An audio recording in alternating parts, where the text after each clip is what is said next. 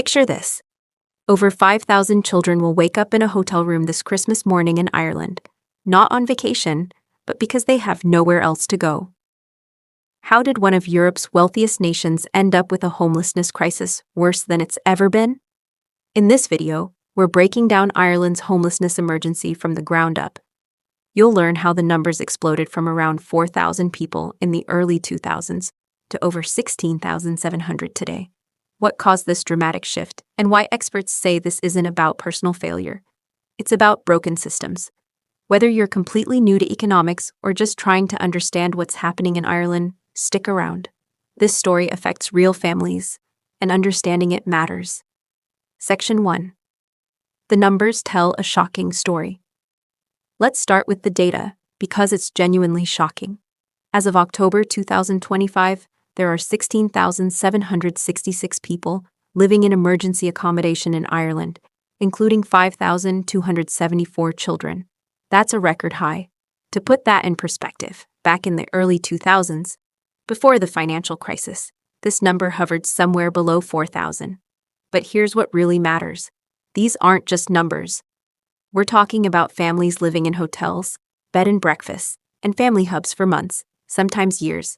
Some families are facing their second or third Christmas in emergency accommodation. And here's the kicker. These official figures don't even count everyone who's homeless. That's right. The official count doesn't include people sleeping rough on the streets, those in domestic violence shelters, asylum seekers, or people couch surfing with friends and family because they have nowhere else to go. Some experts estimate the real number could be even higher. So what happened? How did Ireland go from a manageable social issue to a full-blown national crisis? The story has 3 distinct chapters. Chapter 1. Pre-2008. Homelessness existed, but it was relatively stable. Most people experiencing homelessness were older single men, often dealing with addiction, mental health issues, or exiting institutions like prison or psychiatric care. It was a problem, yes, but not a crisis. Chapter 2. The 2008 financial crash. This is when everything changed. Ireland was hit hard by the global recession. The construction industry collapsed. Social housing programs were slashed due to government spending cuts. Banks stopped lending. Suddenly, Ireland went from building thousands of homes each year to building almost none. But the real explosion came 6 years later, and it looked completely different from anything Ireland had seen before. Chapter 3, 2014 to present, the family homelessness crisis. Between 2014 and 2023, the number of homeless families increased by approximately 400 to 480%. That's not a typo. This wasn't about older men with addiction issues anymore. This was working families, single mothers with jobs, and children who were doing everything right, suddenly finding themselves with nowhere to live. By 2019, over 10,000 people were in emergency accommodation. Today, that number has reached 16,766, and it's still climbing. Here's where economics comes in. The crisis has 3 main structural causes. Because number 1, not enough social housing. For decades, Irish government policy prioritized home ownership over building social housing. Social housing is government-owned housing rented at affordable rates to low-income families. After the 2008 crash, investment in social housing basically dried up. The government simply stopped building enough homes for people who couldn't afford market rates. Think of it like this. If a city needs 10,000 affordable homes but only builds 2,000, what happens to the other 8,000 families? They get pushed into the private rental market, which leads us to cause number 2. Cause number 2, the private rental market crisis. Here's the perfect storm. Ireland didn't build enough homes after 2008, but the population kept growing. Basic supply and demand tells us what happens next. Rents skyrocketed.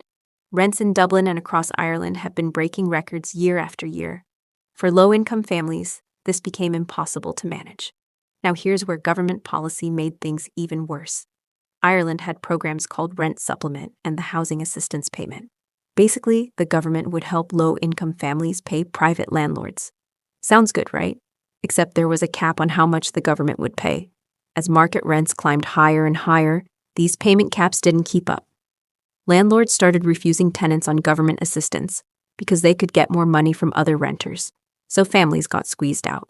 And when they couldn't find anywhere to rent, they became homeless. Cause number 3, Evictions. This one's crucial. In 2025 alone, thousands of eviction notices have been issued to renters. Just in the first half of the year, over 9,400 notices were served. By the third quarter, another 5,405 notices were issued, a 35% increase from the same period the previous year. The most common reason: landlords selling their properties. Ireland doesn't have strong enough protections for renters. If a landlord decides to sell, tenants can be forced out with relatively short notice. In a market where there's nowhere affordable to move to, that eviction notice becomes a one-way ticket to homelessness. Quick pause. If you're finding this helpful, hit that like button and subscribe so you don't miss our explainers on economics and social issues. Your support helps us make more videos like this. The demographics of homelessness have completely transformed. It's no longer just older single men.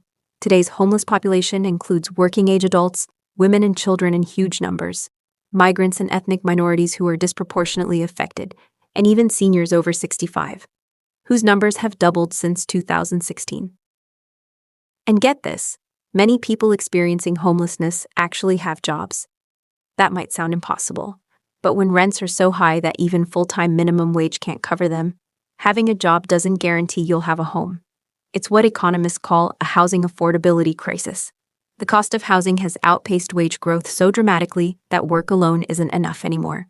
Section 5. The income inequality connection. So is this about income inequality? Absolutely. Here's how it works.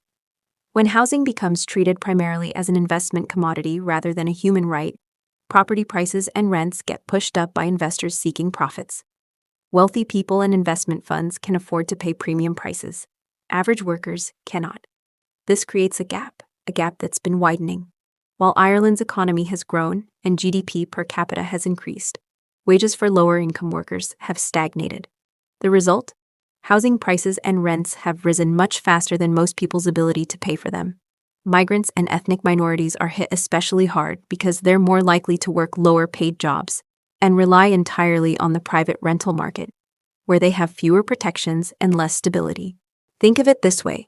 If you're in the top 20% of earners, Dublin's housing market might be expensive but manageable. If you're in the bottom 40%, you're one rent increase or one eviction notice away from homelessness. Section 6. What's being done? The response.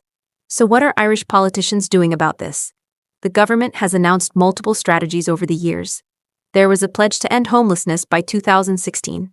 That obviously didn't happen. The current goal is to end homelessness by 2030 under a plan called Housing for All. But here's the problem critics point out. Ireland is spending massive amounts of money on the wrong solution. Between 2014 and 2022, the government spent €1.16 billion on emergency accommodation. Hotels, B&Bs, family hubs. That's over €1 billion essentially paying private hotel owners to house homeless families, rather than investing that money in building permanent social housing. It's like using a Band-Aid on a broken leg. Emergency accommodation keeps people off the streets, which is important, but it doesn't solve the underlying problem. NGOs and charities like Focus Ireland, Simon Communities, and Peter McVerry Trust have been vocal critics. They're calling for massive increases in social housing construction, stronger renter protections, and real prevention measures to stop people from becoming homeless in the first place. Organizations like Focus Ireland and Simon Communities have proposed specific plans, including ending no-fault evictions and prioritizing families in long-term homelessness for social housing. So let's bring this full circle. Remember those 5,000-plus children we talked about at the beginning? They're not homeless because their parents made bad choices. They're homeless because Ireland's housing system is fundamentally broken.